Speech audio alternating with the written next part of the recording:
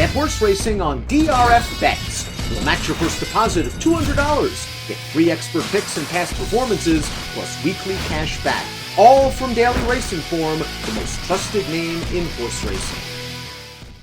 Dan Illman, Mike Beer, taking a look at race number 12 at Remington Park on a stacked Saturday card. This race could have some impact on the early season Kentucky Derby preps at Oaklawn Park and elsewhere. It's the $400,000 Springboard Mile for 2-year-olds.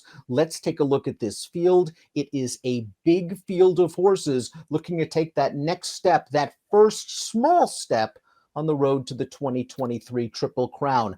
Echo, again, the number one, was the beaten favorite last time out in the Grade 2 Iroquois. The Steve Asmussen trainee is your morning line favorite for the Springboard Mile, and you can give him an excuse for the Iroquois, perhaps. He got caught up on a blazing fast pace. I'm assuming that's an excuse a lot of people will give him, and I can't argue too hard, Dan. He probably just went too fast in there. I still don't like that race too much overall.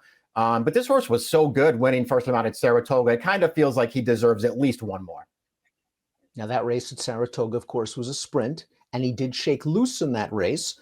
He caught a fast pace last time out in the Iroquois. Timeform US believes he might have a similar situation here. Note the red bar indicating the potential for a fast pace, with Echo again on the lead and a horse like American Outlaw, who went gate to wire last time out, shadowing him. Ghost Hero, another recent gate to wire winner, also can be close to the pace. You have a couple of stretch out sprinters in here. I do think if Echo again breaks, he's the quickest. I do too, just based on his first two starts, Dan. If he gets out of the gate well in this race, breaking from the rail, Santana's not really supposed to play any games here. He's supposed to send him to the lead. And talking a little bit more about the Gray Echo, again, the Winchell homebred is a lovely pedigree. And at Saratoga, he went right to the front, and he really won in very impressive fashion with an extremely respectable buyer speed figure of 94. The Iroquois was a race where he broke from the far outside post. He was 3 wide on the first turn, and he was very eager. He went after the horse he had to beat, Damon's Mound, the second choice, and they hooked up from about, the half-mile pole to about the 3/16 pole, and they both paid the price. Exactly. That was the kind of race where just the trip that he pulled really worked against him. And I realized it was a disappointing performance considering how much money he took. But maybe he rates the benefit of the doubt for that one, Dan. Again, I don't like that Iroquois as a race overall, even though he has an excuse coming out of it. I liked his debut. I thought he was really impressive. I also feel like I won't argue with the figure. I don't know that the 94 necessarily been that predictive. There were a couple of okay horses in there, but that overall wasn't that strong a maiden special weight. I have plenty of questions about this horse. If he's a big favorite, I'm trying to beat him. He'll have to do this off a 3-month layoff as well. The Iroquois, maybe not the strongest race. The 5th horse came back to run second in a first-level allowance with an 84 buyer, then got through that condition with an 83. The 2 Gun Flash is also by Gun Runner, and he's got all the potential in the world after this debut win at Remington Park for trainer Carl Broberg. This race at 6 furlongs, we see him swinging to the outside, and he's a little bit green. He swaps leads a couple of times, but he's also very game once he hooks this horse on the lead, and he goes on to win. Not only is he a son of the excellent stallion Gun Runner, but he's a half the flash of Mischief, who earned over $750,000. Yeah, he's got plenty of pedigree. I really liked this debut. We'll see if he takes the step forward he needs to take to be competitive here. Then I think he could probably do it, though.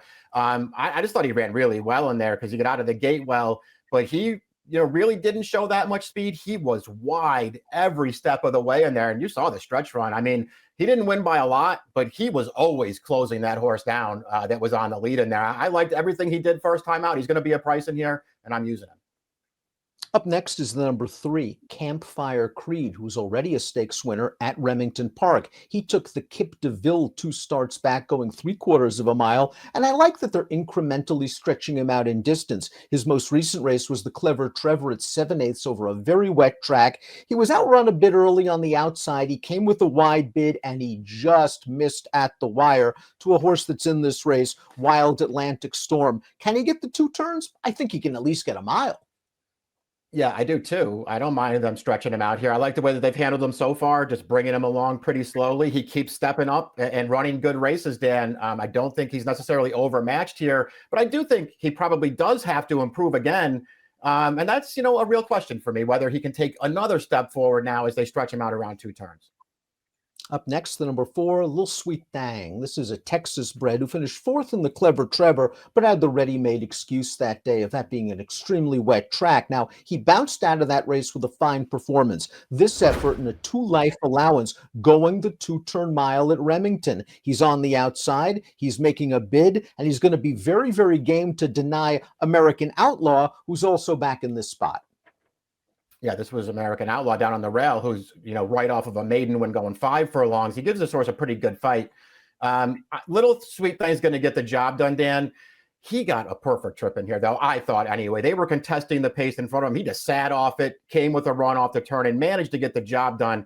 I respect that he improved in his 2-turn debut, but I think he might have taken advantage a little bit there.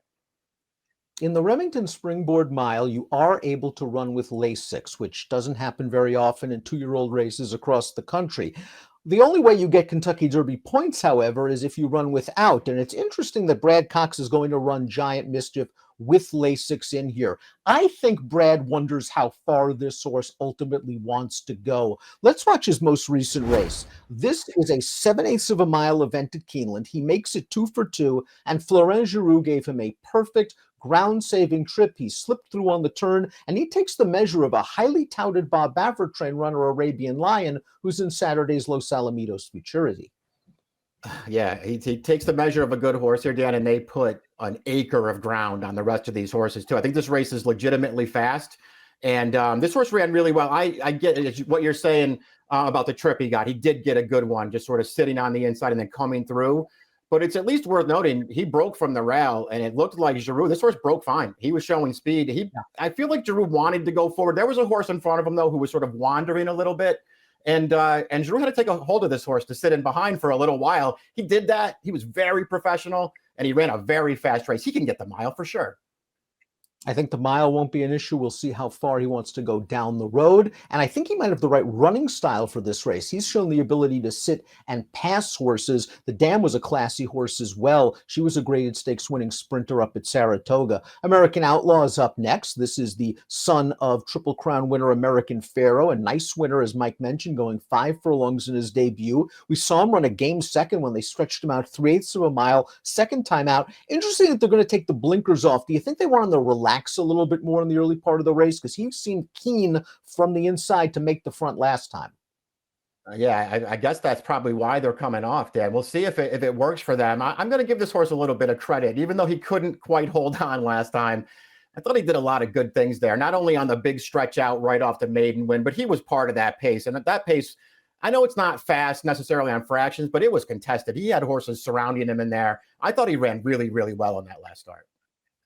An Oklahoma bred is up next, and one in very sharp form. That's the number 7 Ghost Hero. He's won his last 2 races, both stakes, including this effort going a mile over a wet track on November the 11th. He went to the lead in this race, and he digs down deep to score. The buyers are creeping forward, Mike, with each and every start. I'm not sure the pace scenario is kind to him in this race as he steps up in class. Yeah, I wonder if he's going to be able to pull the right trip and then still, run one of his really good races, probably even a better race than he's ever run, Dan. This race is tough for him anyway, stepping out of Oklahoma bred competition. But with, Echo again and Giant Mischief in here, it's probably even tougher. Money Run is up next, and this horse has a little bit of a pedigree. He's a run-happy half-brother to Best Actor, who's a graded stakes winner going 2 turns. He was 3rd last time out in the Little Sweet Thang race we showed you. I didn't see much of an excuse in that race. He was up close to the pace. He tired. He's going to have to do more. That's what I thought, too. I mean, he was, part of that pace. And again, I thought that pace was pretty competitive, so maybe that's some kind of an excuse, but I couldn't bet him off of his other 3 starts. Wild Atlantic Storm is a 3-time winner. He won the Clever Trevor last time out. We're going to watch that race. Again, this is a very wet track going 7/8 of a mile. Wild Atlantic Storm was pressing the pace 3 wide on the backstretch. He's in between horses right now. He'll eventually get the better of his pace rivals. And here comes Campfire Creed with all the momentum on the outside. And you got to give Wild Atlantic Storm some credit. He digs in to win, and he also won the gallop out. Lousy post going 2 turns, especially with his running style. Yeah, exactly. He did run really well in that race, though. Maybe the wet track helped him a little bit, Dan. But as you've already pointed out, he won. He ran really well in his 3 prior starts over fast dirt. So I'm not going to sit here and suggest that the wet track moved him up by a ton.